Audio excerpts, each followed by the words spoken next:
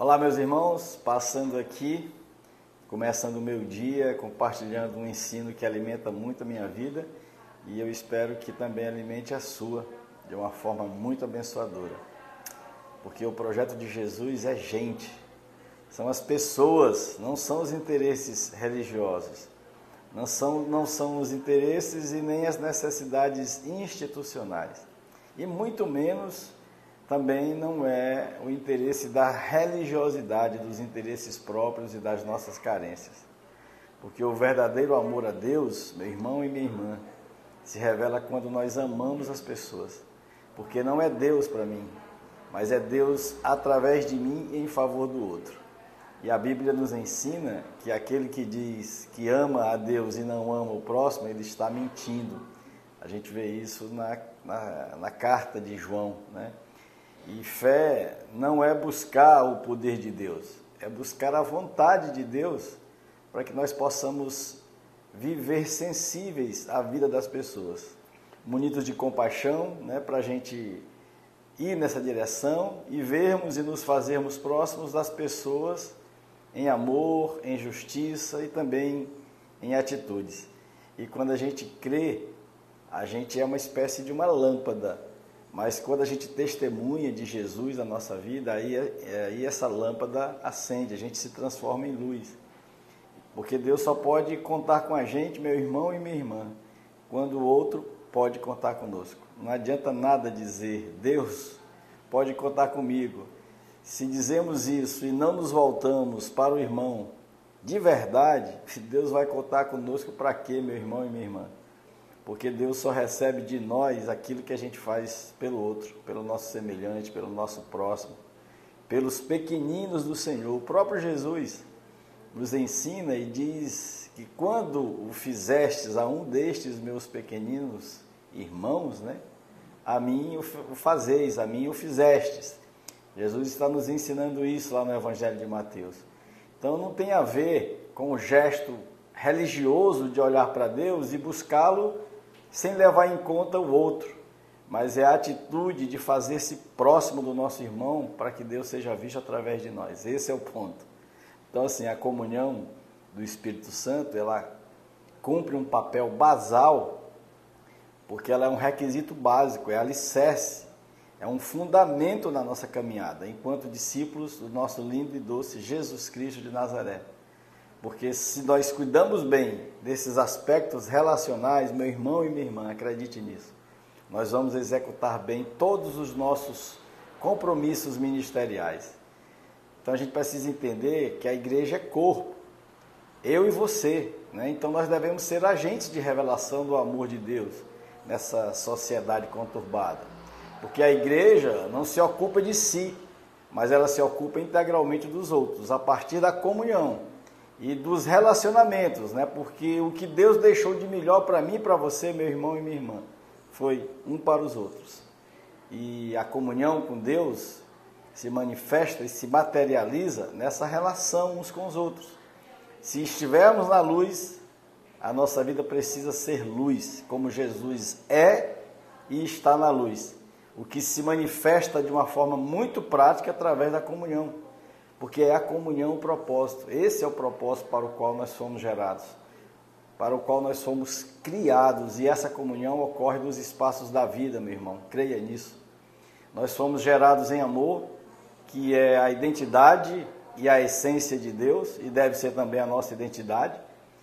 Esse amor, né, que se materializa, se tangibiliza, se torna tangível, prático e vivencial na graça de Jesus, por isso que é a graça do Filho, para que nós vivamos genuinamente o propósito eterno de Deus para nós, que é o propósito da comunhão, dos relacionamentos sólidos, né, na mutualidade entre irmãos, para que essa nossa relação visível revele todas as virtudes do Deus invisível, para que o Pai seja glorificado, e também para o nosso próprio bem e para o bem das pessoas à nossa volta, porque, meu irmão, a gente peca quando olhamos a vida pela exclusiva ótica das nossas carências, das nossas necessidades, dos nossos desejos pessoais. Isso é só cobiça, são desejos da carne.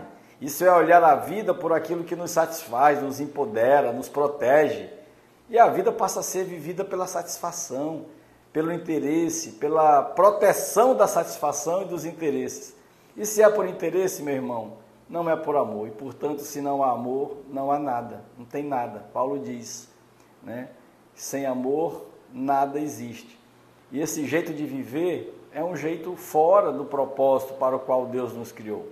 Porque não tem a ver com direitos, com méritos, mas com um compromisso relacional que dignifica a vida e que nos torna próximos uns dos outros, para suplantarmos com graça, paz e alegria todas as agruras dessa vida, né? Todas as dificuldades e todos os desertos que a gente atravessa. Então nós temos a oportunidade de ressignificarmos todas as coisas dentro do propósito para o qual fomos criados. O nosso olhar, o nosso falar, o nosso agir, o nosso produzir de vida no outro. O ensino é abrir mão de pretensos direitos, de méritos, abrir mão da individualidade, porque o Evangelho não ensina a receber. O Evangelho ensina a ofertar. Não é Deus para mim, é Deus através de mim e em favor das pessoas. E nós precisamos viver como alguém que comunica na vida as virtudes de Deus. Porque a síntese de tudo que Deus nos ensina é termos comunhão com Ele e comunhão uns com os outros. Amar a Deus e amar ao próximo, é a centralidade do ensino. Porque se essa comunhão não existe, meu irmão e minha irmã, nós ainda estaremos em trevas. Porque é na comunhão que a gente aprende a compartilhar e a gerar vida uns nos outros. Porque quando a gente vive esse aprendizado, aí nós somos transformados de lâmpada em luz, invadindo as trevas desse mundo e, assim, com as nossas próprias vidas, clareando a ambiência ao nosso redor. Então, quando Deus permite que a gente viva uma ambiência de dificuldade, Ele faz isso para nos ensinar, para nos aperfeiçoar, para aperfeiçoar o nosso caráter, para nos ensinar que nós somos criados para a justiça e não para o juízo, para sermos curados e transformados na nossa consciência, né? Para nos ensinar que a vida não vai no caminho do direito, mas vai no caminho da misericórdia, da graça, para, além de gratos, nós nos transformarmos em pessoas graciosas umas com as outras. E a Bíblia está cheia desse precioso ensino, mas assim, repleta. Então ela começa, por exemplo, Romanos, amem-se uns aos outros, aceitem-se uns aos outros. 1 Coríntios, cuidai uns dos outros. Colossenses, diz lá, suportem uns aos outros. Em Gálatas, está lá, não tenham inveja uns dos outros, e por aí vai. Deixem de julgar uns aos outros, não se queixem uns dos outros, não falem mal uns dos outros, não provoquem uns aos outros, perdoai-vos uns aos outros. É muito ensino, a Bíblia está repleta.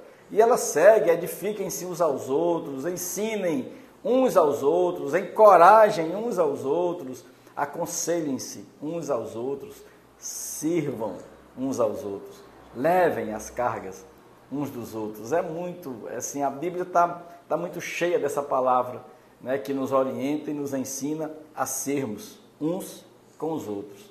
E meu irmão, olha, Jesus é o Deus que humildemente ama.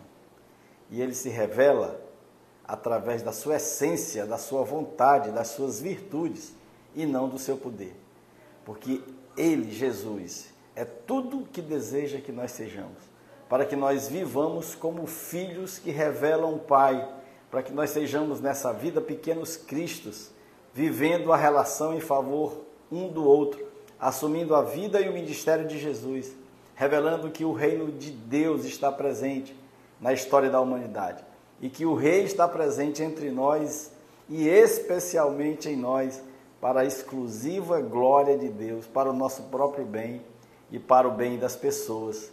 E essas são verdades profundas que encantam e movimentam a minha vida. E eu espero que encante, abençoe e movimente a sua vida também.